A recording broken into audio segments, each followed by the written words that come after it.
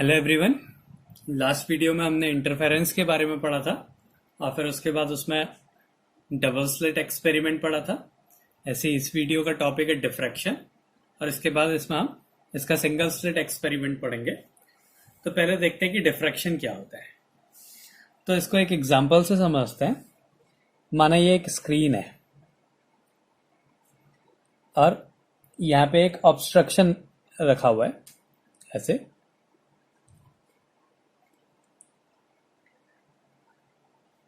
ये ऑब्स्ट्रक्शन है, इधर से लाइट इसके अंदर नहीं जा सकती है।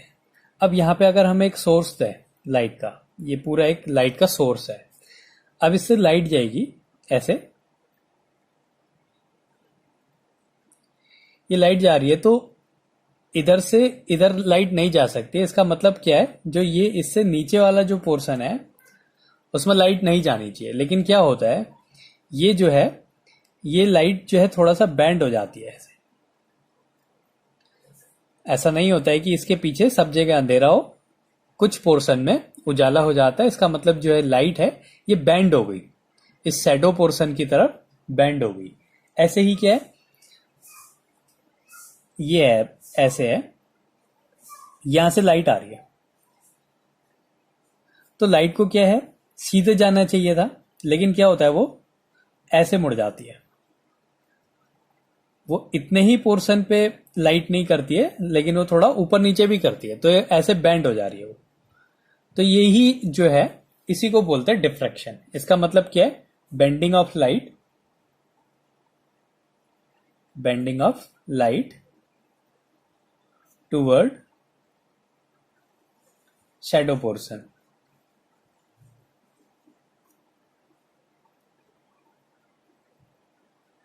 इसी फिनोमेना को क्या बोलते हैं, डिफ्रैक्शन।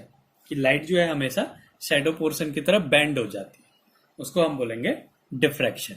अब इसके लिए एक एक्सपेरिमेंट किया गया और ये जो जो इमेज बन रही है इसको हम इमेज मान लेते हैं। तो जो इमेज बन रही है ये ऑब्जेक्ट से ज्यादा बड़ी है। तो इसी को जो है सिंगल स्लिट एक्सपेरिमेंट से एक्सप्लेन किया गया। तो अगला टॉपिक है Young's single slit experiment. Young's single slit experiment. उसकी विड्थ कितनी होगी, कितनी हाइट पे बनेगा, इसके लिए डिफ्रैक्शन में जो फ्रिंजेस बनेंगी और उसकी इंटेंसिटी क्या होती है, इसके लिए एक्सपेरिमेंट किया गया जिसको बोला यंग्स सिंगल स्लिट एक्सपेरिमेंट। इसमें क्या है, एक ही स्लिट ली गई, इसको थोड़ा बड़ा बना देते हैं। ये बहुत छोटी सी स्लिट, बहुत छोटा सा ओपनिंग होगी। तो यहाँ पे कैलकुलेशन के लिए और समझने के लिए इसको थोड़ा सा बड़ा दिखा दे रहे हैं। ये स्क्रीन है, ये स्क्रीन है और यहाँ पे एक ओपनिंग है ए बी और इसकी जो विड्थ है वो स्मॉल डी मान लिया हमने। अब क्या होगा, इस पोर्शन से लाइट गई ऐसे और इधर से भी गई, तो यहां पे एक डार्क फ्रिंज मिल गई या ब्राइट फ्रिंज मिल गई। अभी उसकी कैलकुलेशन करेंगे कि कब वो ब्राइट फ्रिंज होगी और कब डार्क फ्रिंज होगी। इसके सेंटर से ये जो पॉइंट होगा ये हमेशा सेंट्रल मैक्सिमा होगा। यहाँ पे हमेशा ब्राइट फ्रिंज मिलेगी क्योंकि ये ए और बी से सेम डिस्टेंस पे है। तो ए और बी से सेम डिस्टेंस होने के कारण जो वेव ए से चल रही है और बी से, ये क्या है एक सोर्स है, ऐसे सोर्स से लाइट जा रही है, वेव फ्रंट्स जाएंगी और यहाँ पे एक इससे बाहर जा रही है। तो जब यहां से जो सोर्स होगा वो यहां जितने टाइम में पहुंचेगा, यहां से भी इतने टाइम पे पहुंचेगा। मतलब या तो दोनों सोर्सेस के क्रेस्ट पहुंचेंगे यहाँ पे या ट्रफ पहुंचेंगे। इसका मतलब यहाँ पे हमेशा कंस्ट्रक्टिव सुपरपोजिशन होगा, इसलिए फ्रिंज क्या है हमेशा ब्राइट फ्रिंज पर। और इसको हमने मान लिया कि कोई पॉइंट पी है। अब ये जो है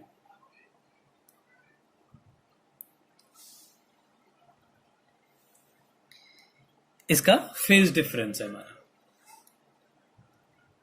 ये जो पॉइंट एम है ये वाला जो डिस्टेंस है, ये और ये बराबर, ये और ये मतलब ए पी और एम पी, ये दोनों की लेंथ इक्वल है।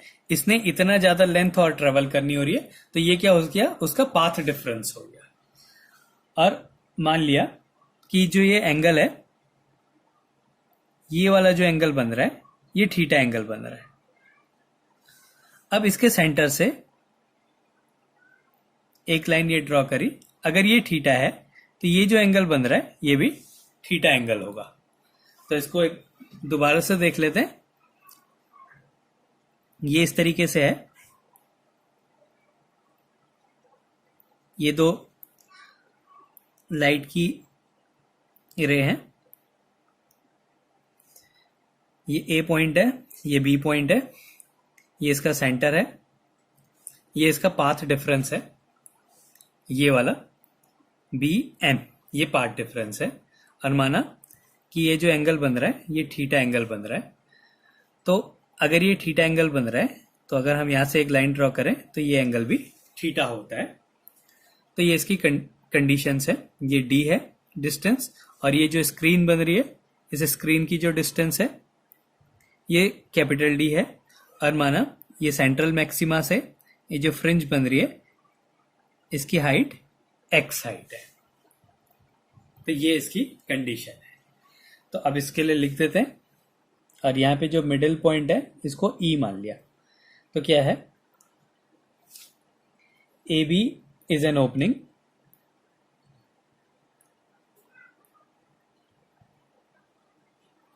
Of width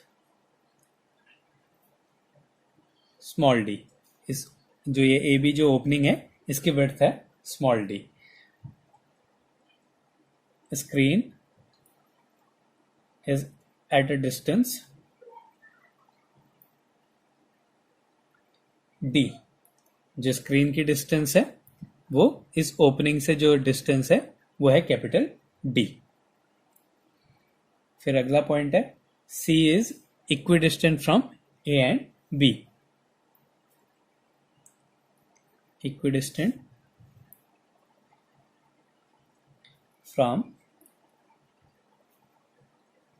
A, B and it has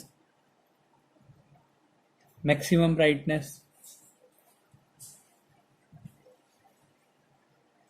क्योंकि ये इक्वल डिस्टेंस में, इसलिए दोनों की या तो क्रेस्ट पहुंचेंगे यहाँ पे या ड्रॉप पहुंचेंगे, इसलिए इसकी ब्राइटनेस मैक्सिमम होगी।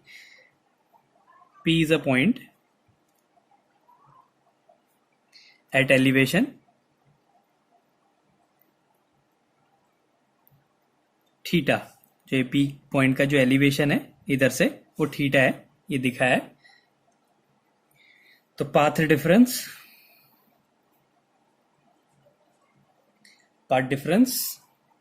हम निकालते हैं।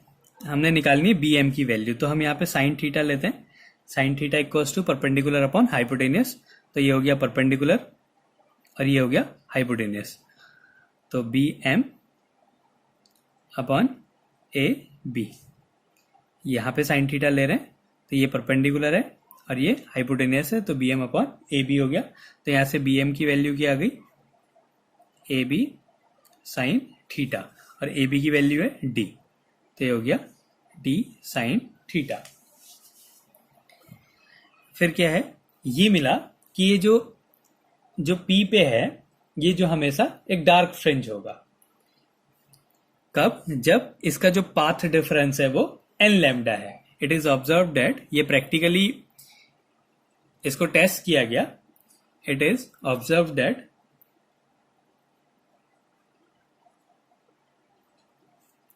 When d sine theta equals to n lambda, then P is a dark point। Double slit में हमने क्या देखा, तो जब उनका जो पाथ डिफरेंस है वो एन लैम्डा होता था तो वहां पे ब्राइट फ्रिंज मिलती थी। लेकिन यहाँ पे ये देखा गया कि अगर डी साइन थीटा ये पाथ डिफरेंस है, पाथ डिफरेंस अगर एन लैम्डा के इक्वल होता है तो एक कैसी फ्रिंज मिलती है, डार्क फ्रिंज मिलती है। तो फिर इसको एक्सप्लेन भी किया गया। तो उन्होंने बोला कि ये जो दो वेव्स जा रही हैं इनका जो डिफरेंस है वो लैम्डा है, और ई जो है इसके मिडिल में एक पॉइंट है। ए से ई तक के जितनी भी वेव्स हैं उसके लिए कॉरस्पॉन्डिंग वेव है ई से बी के लिए। ए से ई के लिए जो भी वेव है उसके लिए कॉरस्पॉन्डिंग वेव है ई से बी पे। तो इसका मतलब इसके बीच में, अब हम इसको वैसे नंबर से ले लेते हैं, ये 1 है, एक नंबर की वेव है, और ये 100 है, और इनके बीच का जो पाथ डिफरेंस है वो अगर 100 होता है तो ये जो है एक ब्राइट फ्रिंज मिलती है। और ई जो है वो 50 नंबर पे है, मतलब इसके मिडिल पॉइंट पे जहां से 50th नंबर की वेव जा रही है। तो ए और बी के बीच में ऐसी कोई भी वेव नहीं होगी जिसका पाथ डिफरेंस जो है 50 हो, जिसका पाथ डिफरेंस 100 हो, लेकिन इसके बीच में 50 ऐसे पेयर्स होंगे जिसका पाथ डिफरेंस 50 होगा। मतलब अगर हमने एक ब्राइट फ्रिंज लेके आनी है तो पी का जो पाथ डिफरेंस है दोनों वेव्स का वो 100 होना चाहिए। ये इसका वेवलेंथ है 1 और इसकी वेवलेंथ है 100। तो इसके बीच में एक भी ऐसा पेयर नहीं होगा जिसका जो है पाथ डिफरेंस वो 100 हो। अगर हम पहली और लास्ट को भी लेंगे तो क्या आएगा, 99 आएगा। लेकिन इसके बीच में 50 ऐसे पेयर्स होंगे जिसका पाथ डिफरेंस 50 होगा। तो अगर हम इसको डबल स्लिट से देखें तो ये एक स्लिट हो गई, ये दूसरी स्लिट है, इसको 2 पार्ट में डिवाइड कर दिया, ये इस एक स्लिट को, और इसके बीच का जो पार्ट डिफरेंस है वो डबल स्लिट के लिए क्या होना चाहिए, लैम्डा होना चाहिए। लेकिन इसके बीच में एक भी वेव ऐसी नहीं होंगी, कोई भी ऐसी 2 वेव्स नहीं होंगी जिनका पार्ट डिफरेंस जो है वो हमेशा लैम्डा होगा। लेकिन इसके बीच में 50 ऐसे पेयर होंगे जिसका पार्ट डिफरेंस क्या है, लैम्डा बाई 2 है। तो अगर हम डबल स्लिट एक्सपेरिमेंट से देखें तो अगर लैम्डा बाई 2 पार्ट डिफरेंस होता है तो कैसी फ्रिंज मिलती है हमें, डार्क फ्रिंज मिलती है। तो अगर हम इसको डबल स्लिट एक्सपेरिमेंट से देखें तो उसके लिए भी क्या है, ये कैसी फ्रिंज मिलेगी, हमेशा डार्क फ्रिंज मिलेगी। तो इसको ऐसे एक्सप्लेन किया गया, is a mid point, is a mid point between A and B. A और बी का मिड पॉइंट है ई।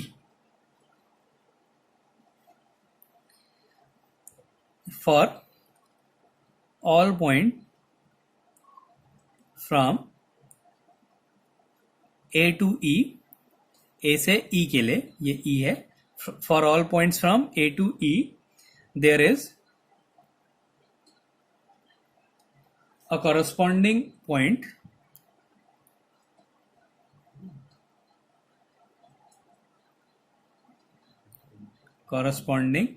point between E to B। A से E के लिए एक पॉइंट यहां पे E to B होगा, जैसे 1 हो गया तो यहां पे 51 हो गया, पार्ट डिफरेंस कितना हो गया 50। यहां पे 2 हो गया, यहां पे 52 हो गया, पार्ट डिफरेंस क्या हो गया 50। फिर 3 नंबर यहां पे 53, पार्ट डिफरेंस क्या हो गया 50। तो ऐसे इसके बीच में 50 ऐसे पेयर्स होंगे जिसका पार्ट डिफरेंस 50 होगा, मतलब लैम्डा बाई 2 होगा। तो उससे क्या मिलना चाहिए, एक डार्क फ्रिंज मिलेगी with a path difference lambda by 2. There are no pairs of path difference lambda. Hence, result is that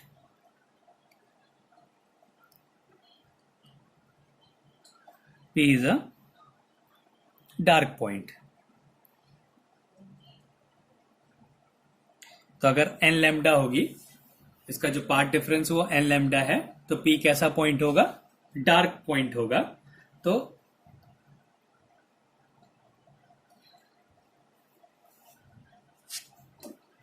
इसको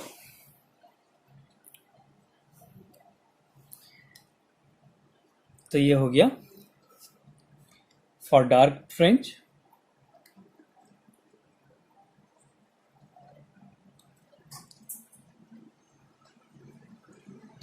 के लिए d साइन थीटा की वैल्यू क्या होनी चाहिए, n लैम्डा होनी चाहिए। अगर थीटा बहुत ही छोटा है तो d theta equals to n lambda हो जाता है। और यहां से थीटा की वैल्यू अगर हम निकालें एन लैम्डा अपॉन डी हो जाएगा। तो ये आ गया थीटा की वैल्यू। अब हम एक और थीटा दूसरे तरीके से निकाल सकते हैं। वो कैसे निकाल सकते हैं? अगर हम ये वाला ट्राइंगल लें, ये वाला ट्राइंगल लें, तो इसमें साइन थीटा क्या हो जाता है? Perpendicular upon hypotenuse. या हम यहां से टेन थीटा से भी निकाल सकते हैं, क्योंकि थीटा बहुत छोटा है। तो यहां से अगर हम टेन थीटा निकालें, टेन थीटा इक्वल्स टू क्या हो गया? Perpendicular upon base. परपेंडिकुलर क्या है? एक्स, अपॉन बेस क्या है? डी। यहाँ पे हमें हाइपोटेनियस नहीं पता, इसलिए हमने इसको परपेंडिकुलर अपॉन बेस से निकाल लिया। तो थीटा की एक और वैल्यू हो सकती है एक्स अपॉन डी। तो ये हमने वैल्यू रख दी यहाँ पे। इस राइट एंगल ट्राइंगल से हमने थीटा की वैल्यू निकाली, वो क्या आ गई? Perpendicular upon base x upon d. तो इसको हम यहां पे भी लिख सकते हैं also theta equals to x upon d. तो ये दोनों थीटा की वैल्यूज हैं। तो इससे क्या मिल जाएगा हमें? X upon d equals to n lambda upon d. तो यहां से एक्स की वैल्यू निकाल देते हैं। X equals to n lambda d upon d हो जाएगा। तो फर्स्ट डार्क फ्रिंज कब मिलेगी? ये तो सबके लिए हो गया। अब फॉर फर्स्ट डार्क फ्रिंज,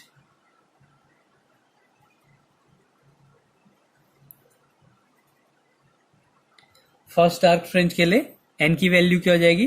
1 हो जाएगी। तो x1 इक्वल्स टू क्या हो जाएगा? Lambda d upon D. ऐसे ही सिमिलरली फॉर ब्राइट फ्रिंज,